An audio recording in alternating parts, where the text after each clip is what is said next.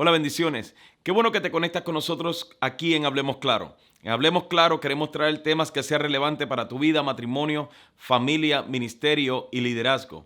Y el día de hoy vamos a tener un tema muy interesante, porque hay personas que piensan que la iglesia cristiana está en peligro de extinción. Así que si quieres saber más al respecto, quédate conectado aquí en Hablemos Claro.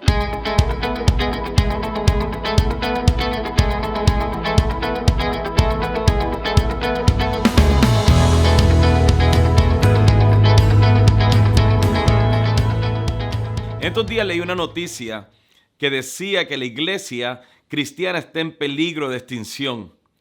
A la vez he escuchado a muchas personas en el tiempo de esta pandemia decir cosas como: vamos a ver qué va a suceder con la iglesia ahora que por el COVID ya no se pueden reunir en sus templos como lo hacían antes.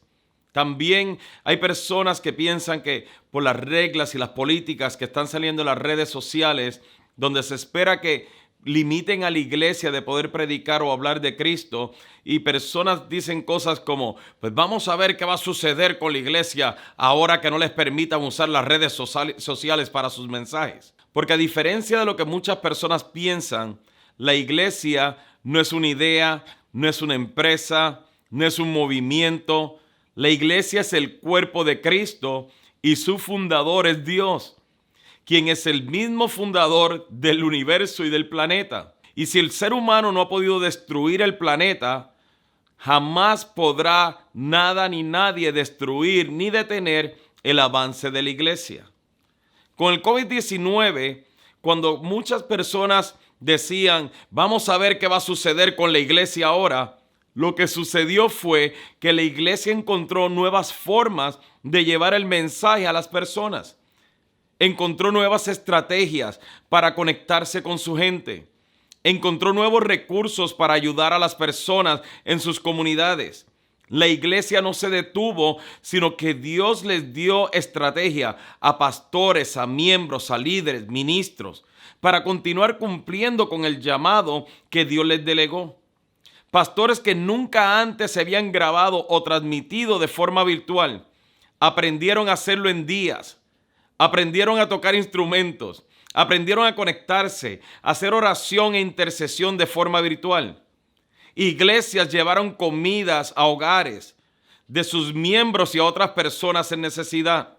A lo que quiero llegar es que cuando la iglesia se ve limitada en un área, se hace más estratégica. Otro ejemplo lo podemos ver en Irán, que en los años 70 en Irán había menos de 900 cristianos en todo el país. Y estos cristianos estaban siendo perseguidos por el gobierno iraní para encarcelarlos o para matarlos. En el año 2018, en una sola semana, el gobierno arrestó a más de 114 líderes cristianos para intimidar o limitar el avance de la iglesia. Pero como la iglesia funciona para establecer el reino de Dios, es Dios quien la protege, es Dios quien la levanta, es Dios quien la guarda y es Dios quien la dirige. Y por esa razón es que vemos que la iglesia cristiana en Irán está creciendo mucho más rápido que en cualquier otra parte del mundo. Y hoy tienen a más de 1 millón de personas cristianas confirmadas y al menos 2 millones que aún no han profesado su fe públicamente a sus vecinos y familiares por miedo a las repercusiones, pero que tienen su fe firme en Cristo. Pudiéramos mencionar también lo que está sucediendo en Egipto, que luego que decenas de personas fueron degolladas públicamente y cantidad de bombas han sido puestas en iglesias con el fin de terminar con la iglesia cristiana y de intimidar a los cristianos, la iglesia, lejos de debilitarse, se ha fortalecido y ha continuado creciendo y avanzando. Pero la persecución no es algo nuevo para la iglesia. El que traten de callar o limitar a la iglesia no es nuevo, porque en la Biblia vemos que después de la muerte y resurrección de nuestro Señor Jesucristo, la iglesia fue perseguida. Los cristianos serán perseguidos, arrestados, encarcelados, apedreados, asesinados. Pero nada de eso pudo detener a la iglesia, sino que todo lo contrario. Nos dice la Biblia que cuando apedrearon públicamente a un joven cristiano llamado Esteban, vino una gran persecución contra la iglesia y los cristianos tuvieron que salir huyendo. Y dice en Hechos capítulo 8, versículos 3 y 4, y Saulo iba por todas partes con la intención de acabar con la iglesia. Iba de casa en casa y sacaba a rastras, tanto a hombres como a mujeres, y los metía en la cárcel. Así que los creyentes que se esparcieron predicaban la buena noticia acerca de Jesús a donde quiera que iban. Aquí podemos ver que aunque tuvieron que salir huyendo, eso no detuvo el avance de la iglesia. Eso no detuvo la misión de la iglesia, el propósito de la iglesia, la función de la iglesia, sino que lo que hizo fue que movilizó la iglesia. Es cierto que tuvieron que salir huyendo, es cierto que tuvieron que abandonar sus casas, pero donde quiera que llegaban, a toda región que llegaban, a toda ciudad que llegaban, ellos continuaban predicando el evangelio.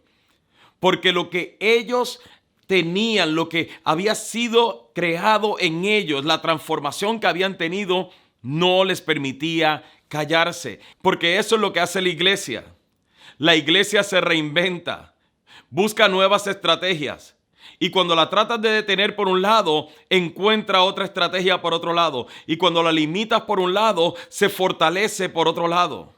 Es como lo que sucedió con el mismo apóstol Pablo, que era el mismo Saulo que acabamos de hablar hace un momento.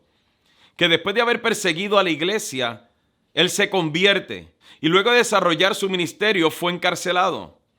Pero el que lo encerraran, eso no detuvo su ministerio, sino que al contrario, él se reinventó. Y Dios le dio estrategias para continuar edificando, equipando, fortaleciendo la iglesia aún desde la cárcel. Y su ministerio fue aún más efectivo y relevante desde la cárcel porque sus cartas, las cuales escribió desde la cárcel, componen gran parte de lo que conocemos hoy como el Nuevo Testamento.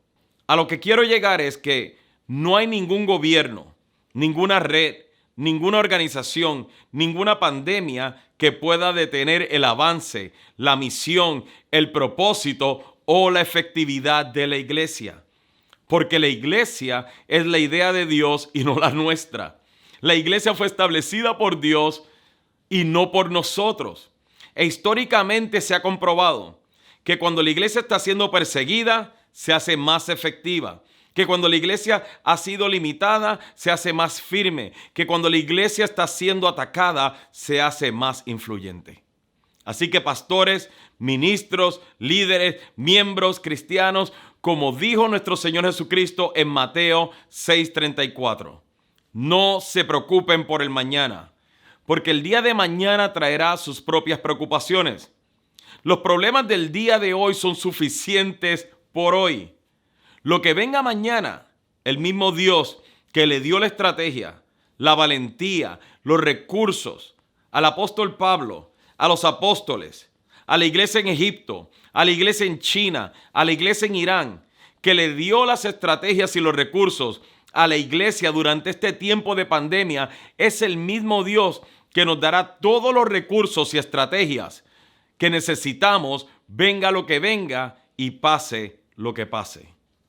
Por eso te animo que si eres parte de una iglesia, ama tu iglesia, conéctate con tu iglesia, colabora con tu iglesia, sirve en tu iglesia, comparte con tu iglesia, ayuda a tu iglesia, levanta tu iglesia, impulsa tu iglesia, porque el Dios que te sembró en esa iglesia te sembró con un propósito y es de que hagas historia.